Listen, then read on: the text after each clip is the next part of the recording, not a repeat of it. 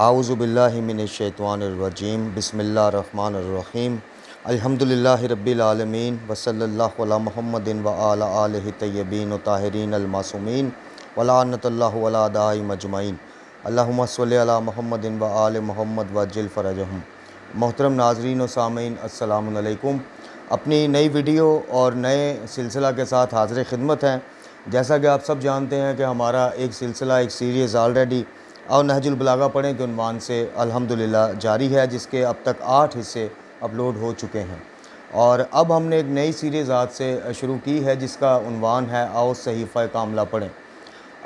नहजुल बलागा वाली सीरीज़ हो या ये वाली सीरीज़ हो या आगे हम अकायद के ऊपर एक सीरीज़ अल्हम्दुलिल्लाह लेके आ रहे हैं, जिसमें हम कुरान व अहले बैत और उलमाए हक़्क़ा के जो बताए हुए और लिखे हुए नकल दर नकल एक रवायत का सिलसिला हम तक पहुँचा है अकायद के उन्वान से, उन अकायद को आपकी खिदमत में पेश करेंगे ताकि हम सब कुरान व अहले बैत की रोशनी में, कुरान व अहले बैत की नज़र में जो असल और मुस्तनद अकायद हैं उनको अपना सकें।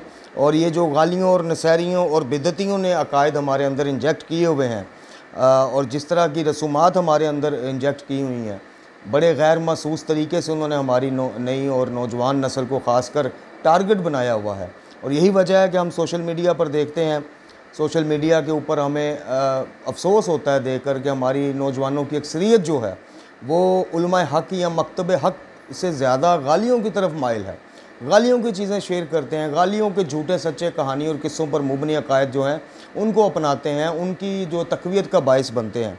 तो हमारे ये जितने भी सिलसिले अल्हम्दुलिल्लाह चल रहे हैं, व्हाट्सएप ग्रुप्स की सूरत में, फ़ेसबुक पेज की सूरत में या यूट्यूब चैनल की सूरत में, या वैसे जहाँ जहाँ भी मदऊ किया जाता है दर्स व तदरीस के हवाले से, अल्हम्दुलिल्लाह उनका मकसद सिर्फ़ एक ही है। ना हमारा कोई इरादा है प्रोफेशनल ज़ाकिर बनने का, ना कोई मजालिस प्रोफेशनल पैसे लेके पढ़ने वाला बनने का, और ना ही इसकी हमारा सिर्फ मकसद एक है और वो मकसद है दावत फ़िक्र व अमल, कि हम मोमिनीन और मोमनात और ख़ास कर नौजवान नस्ल को मतवज्जे करें, उनको दावत फ़िक्र पेश करें कि आप लोगों ने जाना किस तरफ है हम लोगों ने और हम लोग जा किस तरफ रहे हैं। तो सहीफ़ा कामला की सीरीज़ शुरू करने का मकसद भी यही है कि इमाम मासूम अलैहिस्सलातु वस्सलाम के इस अज़ीमुल शान इल्मी ख़जाना को आपके सामने पेश किया जाए। यकीनन हर मोमिन हर मोमना इसके नाम से वाकिफ़ होगा, घरों में पढ़ी हुई भी होंगी लेकिन शायद पढ़ी हुई ना हो। तो हमारा कुतुब बीनी को फ़रोग़ देना और ख़ासकर उन कुतुब को फ़रोग़ देना या उन कुतुब का तारुफ़ आप तक पहुँचाना जिनका पढ़ना जो है वो बेहद ज़रूरी है एक मोमिन के लिए, जो ख़ासकर उनके लिए जो अपने आप को शियान अली, पैरोकारान अली और अली का मलंग और अली का ग़ुलाम और पता नहीं खुद ही अपने आप को क्या क्या अलक़ाबात से नवाजा हुआ है जी, खुद ही उनको दावत फ़िक्र पेश करना है। और जैसा कि हर बार आपको आपसे आपकी खिदमत में अर्ज़ की जाती है, आपको दावत दी जाती है, रिक्वेस्ट की जाती है कि खुदा के वास्ते अपने अपने अकायद का जो एक जायज़ा है वो कुरान, नहजुल बलागा और सहीफ़ा कामला। मैं हमेशा इन तीन कुतुब के ख़ास कर नाम लेता हूँ कि बाकियों को चलें आप वो ठीक है, एक आम फहम बंदे के जहन से हदीस के ज़ईफ़ है, ठीक है, हसन है कि हर बंदा इस चीज़ के ऊपर जो है वो अबूर नहीं रखता। लेकिन ये तीन किताबें ख़ास कर ऐसी हैं, कुरान मजीद, फ़ुरक़ान हमीद अलहम्द से वन्नास तक बिल्कुल महफूज अल्हम्दुलिल्लाह किताब है, उसका तर्जुमा पढ़ें, तफसीर पढ़ें। नहजुल बलागा एक मुत्तफ़क़ अलैह किताब है अल्हम्दुलिल्लाह। हाँ, कुछ गालियों ने अब जो है, बल्कि आपसे नहीं बहुत पहले से नहजुल बलागा के ऊपर भी जो है अपने जाहिलाना वार किए हैं और नहजुल असरार नामी एक झूठी और मन घड़त किताब लेके इसके मुकाबले में आ गए, जिसके खुतबात और जिसके बयानात जो हैं शिरक और बिद्दत से भरे हुए हैं। अल्हम्दुलिल्लाह उलमाए हक़्क़ा ने शुरू से ही जो है उसकी मज़म्मत की और लोगों को बताया कि नहजुल बलागा के मुकाबले में आने वाली ये किताब जिसका नाम नहजुल इसरार है वो गालियों और बिद्दतियों की जो है वो एक अपनी ख़ुद साख्ता एक अपने दिल को तसल्ली, वो कहते हैं ना दिल के बहलाने को गालिब यही ख्याल अच्छा है।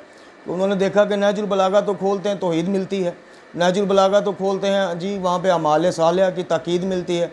नहजुल बलागा के पहले खुतबे में मौला अली कहते हैं कि कायनात को बनाने वाला, आदम अलैहिस्सलाम को बनाने वाला, फ़रिश्तों को खल्क़ करने वाला अल्लाह है और उसने ये काम बिला शिरकत गैर किया है, किसी की मदद के बग़ैर, किसी की ड्यूटियाँ लगाए बग़ैर अंजाम दिया है। तो उनको तो पसूड़ी पड़ जाती है, पंजाबी में कहते हैं जी पसूड़ी पड़ गई, उनको पसूड़ी पड़ जाती है कि नहजुल बलागा को मिंबरों से कैसे पेश करें, नहजुल बलागा का क्या तारफ़ कराएँ या कौम के नौजवानों को कैसे दावत दें कि नहजुल बलागा पढ़ें। ये तो उसका पहला खुतबा ही जो हमारी शिरक व बिद्दत की इमारत है उसको मुनहदम कर देता है पकड़ के जी। हमारे ख्याल बातला के ऊपर एक कड़ा वार है पहला ही खुतबा, पूरी नहजुल बलागा तो दूर की बात है, पहला खुतबा ही इन गालियों और बिदतियों को जो है ना इल्मी तौर पर दफन कर देता है। तो इन्होंने फिर इस तरह की मन गढ़ंत किताबों के सहारे लेने शुरू की। तो हमारा मकसद सिर्फ़ ये है, सिर्फ़ और सिर्फ ये है कि आपकी खिदमत में जो है मकतब के असल और मुस्तनद अकायद पहुँचाए जाएँ, और इन गालियों, बिदतियों और नुसैरियों का जो है बाइक अव्वल तो देखें, मेरे तो खैर मैं अपनी बात करूं, चूँकि हर बंदे ने जो वो, जैसे एक मेंढक का है कि जब जनाब इब्राहीम अलैहिस्सलाम को नारे नमरूद में फेंका गया, नमरूद ने उस आग में फेंकवाया, तो ये जो मेंढक है, मेंढक रवायात में मिलता है कि जितना अब नज़र आता है इससे 4 हिस्से बड़ा इसका जिस्म था। इसकी जिसामत, इसकी फ़िज़िक जो थी अल्लाह ताला ने जो बनाई थी, ये काफ़ी बड़ा था। अब एक सिंगल पोर्शन रह गया, तो 3 हिस्से जो हैं इसके, वो आग बुझाने में जो है वो अपने मुंह में पानी लेके जाता था और नारे नमरूद के ऊपर फेंकता था। वो उस तक पहुंचता भी नहीं था पानी, लेकिन इसी कश्मकश में, उसकी हीट से, उसके सेक से इसके 3 हिस्से झुलस गए। तो किसी दूसरे जानवर ने इसे कहा कि तुम ये क्या कर रहे हो? उसने कहा कि वक़्त का नबी आग में डाला है नमरूद ने और मैं अपने तय कोशिश कर रहा हूँ। तो उसने मुस्कुरा कर कहा कि क्या तुम जैसा मेंढक जो है वो ये आग बुझा लेगा? तो उसने कहा मुझे पता है ये आग में बुझा ही नहीं सकता, लेकिन क़यामत वाले दिन जब अल्लाह पूछेगा कि मेरी हुज्जत को, मेरे नबी को आग में डाला गया था, उस आग को बुझाने की किसने क्या कोशिश की, तो मैं सुरखरू हो जाऊँगा अल्लाह के हज़ूर के, या अल्लाह मेरी जितनी औकात थी, जितनी बसात थी, मैंने उतनी कोशिश की। मुझे पता है मेरे वसाइल महदूद हैं, मैं पेशे के एतबार से रेस्टोरेंट इंडस्ट्री से वाबस्ता हूँ, जॉब करता हूँ, और ये वीडियोस भी जो हैं उधार के मोबाइल पर हम बना के आपकी खिदमत में पेश करते हैं। जो ज़ाती इस्तेमाल का मोबाइल है शायद वो वीडियो बनाने के भी लायक ना हो, किराए के घरों में रहते हैं। ये सारा कुछ बताने का आपको मकसद ये है कि अल्लाह ताला जब हमें वसाइल अगर देगा, यकीनन देगा, या दिए होते तो इंशाअल्लाह मैं बिल्कुल वही इन गालियों और नसैरियों के साथ हिसाब करता कानूनी तौर पर जो बरादरान अहले सुन्नत ने कादियानियों के साथ किया है। कादियानियों को उन्होंने अलग से अपने से उठा के फ़ौरन बाहर फेंका और उनको काफ़र, अल्हम्दुलिल्लाह शिया सुन्नी बरादरान ने मिल के काफ़र साबित किया। हमें भी हमारे जो लीडरान हैं, ये जो बड़े बड़े माशाल्लाह नाम हैं जी, जिनके क्लिप्स बड़े हम शेयर करते हैं और जिनके मदारिस चल रहे हैं, किसी ने कोई तंजीम का सरबराह है, कोई नुमाइंदा है, हमें भी चाहिए कि हम उठें और कानून की तरफ रुजू करें, अदालत में जाएं, कौमी असम्बली में जाएं, पार्लियामेंट, जहाँ जहाँ हमारी पहुँच अप्रोच है, हम पैसा लगाएं और जाएं, और जाके जिस तरह बरादरान अहले सुन्नत ने बताया कि भाई ये अहले सुन्नत के अकायद से मुनरफ़ हो गए हैं, ये जो मलऊन कादियानी है इनका हमारे से कोई ताल्लुक़ नहीं रहा, ये ख़त्म नबूवत के मुनकर हो गए, ये अहले सुन्नत से हम इनको खारिज करते हैं, बल्कि मुसलमानों से खारिज करते हैं। तो आप किस चीज़ के इंतज़ार में हैं? आप छोटे छोटे क्लिप्स तो लोड करवा देते हैं। वो आसफ़ अल्वी एक यहाँ पे फितना फैला के जी और दिल दुखा के बरादरान अहले सुन्नत का लंदन भाग गया। आए दिन कभी को कुरान की तौहीन ज़ाकर करता है, कभी को खुदा की तौहीन करता है, कभी नबी पाक सल्लल्लाहु अलैहि वसल्लम के बारे में कहा जाता है कि जी नबी बुलाते थे आता कोई नहीं था, हुसैन भेजते थे जाता कोई नहीं था, माज़अल्लाह सुम्मा माज़अल्लाह। तो हम लोग क्यों नहीं कानून की राह लेते? हम एक FIR कटवाने भाग जाते हैं जब को मजलिस हो जाती है, जब वो वाक़या हो जाता है, जब को जाहिल जाकर जाहिल बदबख्त आलम नुमा मदारी वो बदतमीज़ियाँ कर देता है, तब हम जाके FIR कटवाते। हम पहले क्यों नहीं स्टेप उठाते? क्यों नहीं हम जाते अदालत आलिया के पास? क्यों नहीं हम पार्लियामेंट जाते, कौमी असम्बली जाते? हम तो खुद नौकरी पेशा बंद हैं, वरना खुदा जानता है कि आज अल्लाह ताला वसाइल दे तो मैं तो आज कानूनी तौर पे जो है इनको नंगा कर दूँ। हम क्यों नहीं जाके कहते कि जनाब मकतब जाफिया के कुरान व अहले बैत से साबित शुदा ये अकायद हैं जिस पे ना तौहीद पे कंप्रोमाइज़ है, ना शान रिसालत सल्लल्लाहु अलैहि वसल्लम पे कंप्रोमाइज़ है, ना अली अलैहिस्सलाम को हम किसी का खालक मानते हैं, खालक सिर्फ अल्लाह है, ना राज़िक मानते हैं, राज़िक भी सिर्फ अल्लाह है। इन अकायद से हट के जो भी मजालिस में कुफर बयान होता है वो नुसैरी और गाली हैं, और इनको बिल्कुल उसी तरह हमसे अलग करके बाहर फेंका जाए जैसे बरादरान अहले सुन्नत से कादियानियत को अलग करके फेंका गया। जिस तरह कादियानियत जो है ख़तरा है इस्लाम के लिए, ख़त्म नबूवत के डाकू हैं वो, इसी तरह ये गाली और नुसैरी जो हैं ये अहले बैत अलैहिस्सलाम के मकतब के डाकू हैं, ये गुस्ताख हैं अहले बैत के। चूँकि इसलिए कि इन्होंने अहले बैत अलैहिस्सलाम के बारे में वो कायद और नज़रियात घड़ के अवाम को उस तरफ माइल किया जो उनकी सोच में भी नहीं थे। कभी अली अलैहिस्सलाम ने अपने आप को मालिक, खालिक, राज़िक कहा ही नहीं, बल्कि उल्टा मजम्मत की, उल्टा एक गिरोह को ज़िंदा जलवा दिया जो आपकी रबूबियत का कायल था। तो ये गाली और नुसैरी कादियानियों से कम है? इनको क्यों नहीं हम होश के नाखून क्यों नहीं लेते? ये जो कौमी असम्बलियों में हमारे नुमाइंदा बैठे हुए हैं, या जो फ़लाँ नुमाइंदा है, ये फ़लाँ नुमाइंदा है जी, ये वली फ़िक़ा के नुमाइंदे हैं, ये उनके नुमाइंदे हैं, ये सरबरा उस पार्टी के हैं, ये सरबरा कायदे मिल्लत जाफ़री हैं, ये सब हज़रात जो हैं हमारे मोहतरम बुज़ुर्ग हैं, हम इनकी इज़्ज़त करते हैं। ये क्यों नहीं इस तरह मुतवज्जो होते? और ये हमेशा इंतज़ार हम क्यों करते हैं कि मजलिस में कोई गुस्ताखी कर जाए, हम FIR कटवाने दौड़ जाएँ?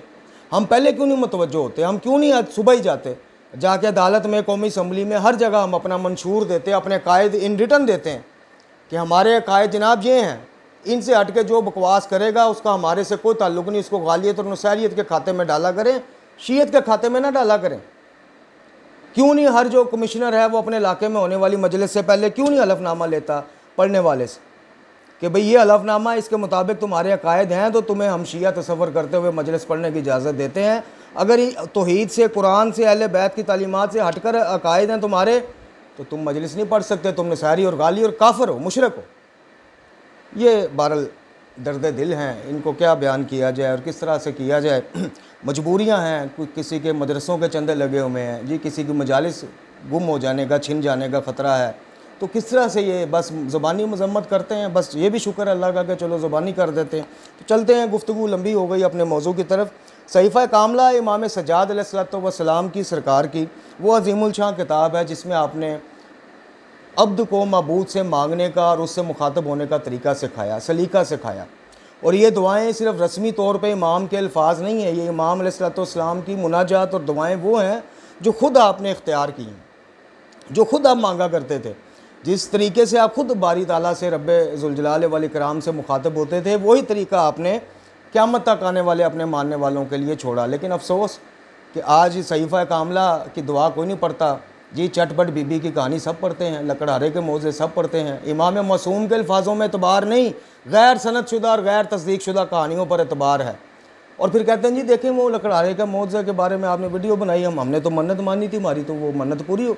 और भाई मन्नत तो हिंदुओं की भी पूरी होती है, हिंदुओं को औलाद, रिज़्क़ और ये नौकरियाँ शोकरियाँ नहीं मिलती, वो मंदिरों पर लाखों के चढ़ावे किस चक्कर में चढ़ाते हैं? ये कोई म्यार है? ये तो कुरान वाले बैत ने हमें बताया ही नहीं कि ईमान का या सच्चे होने का म्यार ये है कि मन्नत पूरी हो जाए तो तुम समझो तुम्हारा अकीदा हक़ पे। मन्नत तो ईसाइयों की भी पूरी होती है, सिखों की भी होती है, यहूदियों की भी होती है, तो फिर क्या कहा जाए कि वो सारे हक़ पर हैं? ये कोई क्राइटेरिया नहीं है, ना ही ये कुरान वाले बैत ने कोई म्यार बताया है कि मन्नतें मांगी जाओ पूरी होते जाएँ तो समझो हक़ पर हो। ये ऐसी कोई बात नहीं है, बल्कि हक़ पर वो होगा, मौला का मानने वाला वो होगा कि जो ज़्यादातर ज़िंदगी का फ़ेज़ जो है उसका मुश्किलात में गुजरेगा, मसाइब में गुजरेगा। यहाँ मामला ही उल्टा है। यहाँ आपको ये कहानी पढ़ाई गई है, ये लफाज रटाए गए, अली अली को तो सदा राज़ी रहो, कोई गम नेड़े नहीं आएगा, फ़लाना हो जाएगा, ठीक ना। अली अलैहिस्सलाम कहते हैं कि जो हम अहले बैत से दोस्ती का दावा करे वो जामिया फ़ख्र पहनने के लिए, लिबास फ़ख्र पहनने के लिए तैयार हो जाए। अब बताएं। तो ये इमाम की अज़ीमुल शान किताब, इसके बारे में, दुआओं के बारे में, दुआ के बाद दुआ इबादत है। ख़ुद रब्बे ज़ुल जलाल ने कुरान में मुअत्तद मकामात पर इस तरफ इशारा किया। कभी कहा कि मेरे बंदे मेरे बारे में है हबीब, आपसे पूछें तो आप कहें मैं तुम्हारे करीब हूँ, और जब पुकारने वाला को मुझे पुकारता है, दुआ मांगता है तो मैं उसकी दुआ सुनता भी हूँ जी। कभी कहा गया कि जब तुम अल्लाह ताला मतलब सूरह नमल में कहा गया कि जब तुम बेकरारी में, मुस्तर और परेशानी की हालत में अल्लाह को पुकारते हो, दुआ मांगते हो, तो कौन है जो तुम्हारी हजात को पूरा करता है, उन परेशानियों से छुटकारा देता है? यकीनन अल्लाह की ज़ात है। और फिर आगे कहा कि अल्लाह के अलावा को अल्लाह है, यानी दुआ को अल्लाह ने अपनी रबूबियत से, अलवियत से मखसूस कर लिया। आइमा मासूमीन अलैहिस्सलाम का आप सीरत देखें या अक़वाल देखें तो दुआ के बारे में कभी मासूम अव्वल फरमाते हैं कि मोमिन का असला है, मोमिन का हथियार है, बल्कि एक रिवायत के मुताबिक अम्बिया का हथियार बताया गया कि अम्बिया अलैहिस्सलाम की पसंदीदा तरीन इबादत जो है वो दुआ है, अल्लाह ताला की पसंदीदा तरीन इबादत। बल्कि एक रवायत के मुताबिक तो अल्लाह ताला ऐसे शख्स या ऐसी मोमिन मोमना को नापसंद करता है जो उससे मांगता नहीं। यहाँ देखें, दुनियावी बादशाह या जो रईस हैं वो बार बार मांगने पर चिढ़ जाते हैं, इरिटेट होते हैं। रब्बे ज़ुल जलाल वल इकराम क्यों खफा होता है कि मेरा बंदा या बंदी मुझसे मांगते ही नहीं? तो ये दुआओं का एक सिलसिला सहीफ़ा कामला की सूरत में कि कैसे अल्लाह को पुकारा जाए, किस मुश्किल में किन अल्फाज का सहारा लिया जाए। हफ्ते में जो 7 दिन हैं उनमें हर दिन की जो मुनासबत से नेकियां कैसी मांगी जाएँ, बदी से शर से कैसे बचा जाए, सारा एक सिलसिला, खूबसूरत सिलसिला। 3 इमामों, मासूम इमामों से ये नकल शुदा दुआएँ हैं। इसकी तो असनाद के बारे में या इसके सिलसिला है सही और गलत के बारे में तो कोई बहस ही नहीं, कोई कलाम ही नहीं। तकरीबन हर मकतब ने इनकी दुआओं को जो है नकल किया है। और जैसे मैंने बताया कि 3 इमामों की नकल शुदा ये दुआएं हैं। और इसमें इमाम ज़ैनुल आबिदीन अलैहिस्सलाम ने जो है सहीफ़ा कामला की दुआओं के ताज़िये से पता चलता है कि इमाम ने दुआ मांगने के 4 असूल मुअय्यन किए हैं। पहला, जिससे मांगा जा रहा है यानी अल्लाह ताला, इसकी तारीफ़, अज़मत व मार्फत, कि एक मोमिन को पता हो कि वो किससे मांग रहा है, वो ज़ात कौन है, वो खालिक व मालिक जो है वो उसकी मार्फत क्या है, उसकी अज़मत क्या है। दूसरा, इसकी नेमतों का इतराफ़ कि ऑलरेडी जो उसने हमें नेमतें ज़िंदगी की शक्ल में, जी मुकम्मल इत्साम की शक्ल में, माँ बाप की शक्ल में, हर किस्म की जो है वो, और सेहत के हवाले से जो नेम उनकी शक्ल में जो दी हैं, उनका पहले इतराफ़ किया जाए। और सबसे बड़ी नेमत यह है कि गुनाहों के बावजूद हम पे अज़ाब की जल्दी नहीं करता, हमें तौबा का इस्तग़फ़ार का मौका देता है। ये थोड़ी बड़ी नेमत है। अगर हम अपने अमाल, अपने करतूतों की वजह से फ़ौरन पकड़ में आना शुरू हो जाएं, तो मेरा नहीं ख्याल कि अभी तक दुनिया में कोई एक भी बंदा ज़िंदा रहा हो, तो ये भी उसकी नेमत है। फिर उसकी तीसरा हिस्सा इसकी शुक्रगुजारी। चौथा हिस्सा अपनी हजात की तलब, कि कैसे मांगा जाए। कोई प्रोटोकॉल होता है, वो अल्लाह ताला से मांगने का कोई तरीक़ा होता है, ठीक है। उन तरीक़ों का जो अम्बिया और मासूमीन से नकल शुदा तरीक़े हैं, यकीनन उन अल्फाज का जब आप तकरार करते हैं, बार बार दोहराते हैं, तो बारगाह इलाही में वो अल्फाज रद्द नहीं होते। सहीफ़ा कामला की दुआएं अल्लाह से मांगी जाने वाली दुआओं में एक ख़ास इम्तियाज़ रखती हैं। इनकी सबसे बड़ी इम्तियाज़ी खसूसियत यह है कि इन दुआओं को ख़ुद इमाम अलैहिस्सलाम ने अपने 2 फ़र्जंदों इमाम अल-बाकर अलैहिस्सलाम और जनाब ज़ैद शहीद रिज़वान अल्लाह अलैह को बराए रास्त इमला करवाया जी। और बैक वक़्त 3 आइमा मासूमीन यानी इमाम अली इब्न हुसैन यानी इमाम ज़ैनुल आबिदीन अलैहिस्सलाम, इमाम मोहम्मद अल-बाकर अलैहिस्सलाम और इमाम जाफ़र सादिक़ अलैहिस्सलाम ने फिर इन दुआओं को रवायत किया। जैसे कि मैंने कहा कि 3 मासूम इमामों से साबित शुदा, नकल शुदा दुआओं को छोड़ के हम उधर चटपटी बीबी और लकड़ारे के पीछे पड़े हुए। अहले बैत अलैहिस्सलाम के ज़ख़ीरा हदीस में किसी और हदीस को ये मुकाम और मौका हासिल ना हो सका कि उसकी नकल करने वाले 3 मासूम इमाम थे। इन दुआओं के मजमूए की दूसरी खसूसियत यह है कि आलम इस्लाम में कुरान मजीद के बाद सबसे कदीम तरीन किताब जो नसर दल नसर चलती आ रही, जो अभी तक मौजूद भी है। हालांकि इससे पहले अमीरुल मोमिनीन अली अलैहिस्सलाम की तफसीर की किताब और आपके खुतबात की किताबें मौजूद थीं। इस तरह जनाब सलमान फ़ारसी, जनाब अबू ज़र गफ़ारी और जनाब अली बिन राफ़िया जो हज़रत अमीरुल मोमिनीन अलैहिस्सलाम के कातिब थे, इनकी किताबें भी मौजूद थी। जैसा कि बरादरान अहले सुन्नत के एक मौरख़ इब्न शहर अशूब ने अपनी किताब मुआलिम अल उलमा में लिखा है कि ये सारी किताबों की जो रवायात और ये किताबें अपनी असल शक्ल में मौजूद थी, लेकिन आहिस्ता आहिस्ता नापैद होती गई। तो इस सहीफ़ा कामला को ये इम्तियाज़ खसूसी हासिल है कि एक तो इसको 3 मासूम इमामों की ज़ुबान से नकल किया गया, इमला किया गया। दूसरा ये कि कुरान मजीद फ़ुरक़ान हमीद के बाद ये वो वाहिद किताब है कि जो कदीम तरीन एक सिलसिला किताब है और अभी तक महफूज है, मौजूद है। कुरान की तरह तो किसी किताब के बारे में नहीं कहा जा सकता। कुरान ही वो वाहिद किताब है कि जिसमें गलती का माज़अल्लाह कोई शाइबा तक नहीं और जो मुकम्मल महफूज है। उसके अलावा किसी किताब के बारे में ये क्लेम नहीं किया जा सकता कि मिनो अन महफूज है, लेकिन इसकी जो रवायात का सिलसिला एक मिलता है उसके मुताबिक ये काफ़ी हद तक अल्हम्दुलिल्लाह महफूज हम तक पहुँची है। इस किताब में इमाम अलैहिस्सलाम इसकी फ़हरिस्त पर नज़र करने से आपको अंदाज़ा हो जाएगा कि ये कितनी अजीम किताब है और किस तरह से हम इसे रोज़ो शब में महरूम रहते हैं और अपनी हजात के सिलसिले में, परेशानियों के सिलसिले में क्यों हम इमाम अलैहिस्सलाम के अल्फाज़ों पे एतमाद नहीं करते, क्यों हमें बार बार जनाब झूठी घड़ी मन घड़त कहानियों की तरफ तो जाना पड़ता है। इन मासूम इमामों की दुआओं से हम क्यों इस्तिफ़ादा नहीं करते। इसकी फ़हरिस्त आप देखें। अल्लाह अज़्ज़ व जल की हम्दो सना, रसूलुल्लाह सल्लल्लाहु अलैहि वसल्लम पर सलावत, अर्श के उठाने वाले हर मुकर्रब फ़रिश्ते के लिए दुआ, रसूलों का इत्तबा, इनकी तस्दीक करने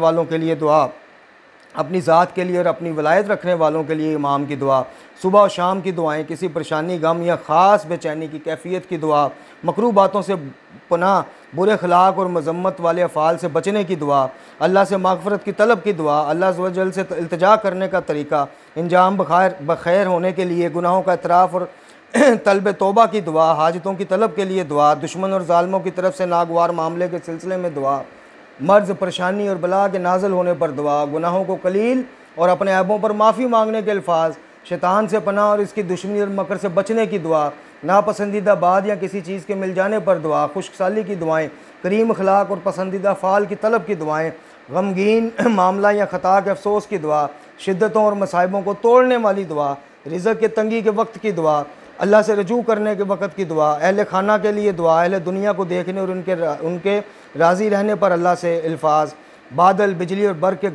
गरजने और बरसने की दुआ, शुक्र की अदायगी और तकसीर के इतराफ़ में, बंदों के मामलात के बारे में दुआ, माफ़ी की तलबगारी, किसी का मौत का सुनकर क्या ज़िक्र करना चाहिए वो अल्फाज हैं, ख़त्म कुरान की दुआ, पर्दा पोशी और हिफाजत के लिए दुआ, महीने के पहले चाँद को देख कर दुआ। इसी तरह अब मुख्तलिफ़ कुतब से जो इमाम की दुआएँ नकल हुई हैं वो भी इसमें शामिल। फिर हफ्ते के दिनों की दुआएँ, मुनाजात, तौबा करने वालों की मुनाजात, अल्लाह की बारगाह में शिकवा करने वालों की मुनाजात, अहले खौफ की मुनाजात, उम्मीद बांधने वालों की मुनाजात, अल्लाह की बारगाह में रग़बत इख्तियार करने वालों की मुनाजात, शुक्र करने वालों की मुनाजात जी। और इसके अलावा जनाब अल्लाह की अताअत करने वालों की मुनाजात, अल्लाह की तरफ इरादा करने वालों की मुनाजात, अल्लाह से तवस्सुल कैसे इख्तियार किया जाए वो मुनाजात, आरफीन की मुनाजात, अहले फ़क्र की मुनाजात, ज़ाहिदीन की मुनाजात।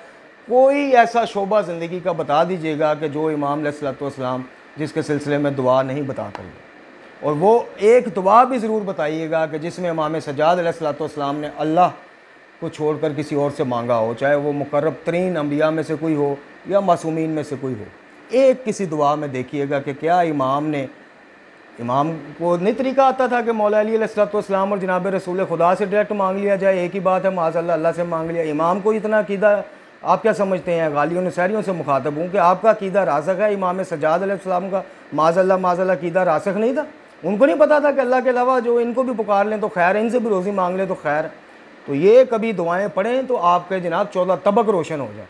और मोमिनीन और मोमिनात से आखिर में यही इल्तिजा है कि आज की हमारी वीडियो थी कि इसकी किताब का मुख्तसर तारफ़ आपके सामने पेश किया जाए, सहीफ़ा कामला का, और थोड़ी सी रग़बत दिलाई जाए कि क्यों इस अज़ीम इल्मी ख़जाने से हम महरूम हैं, क्यों इनसे हम इस्तिफ़ादा नहीं करते। इसको पढ़ें, पढ़ी तो होगी आपके घरों में, पढ़ा भी करें।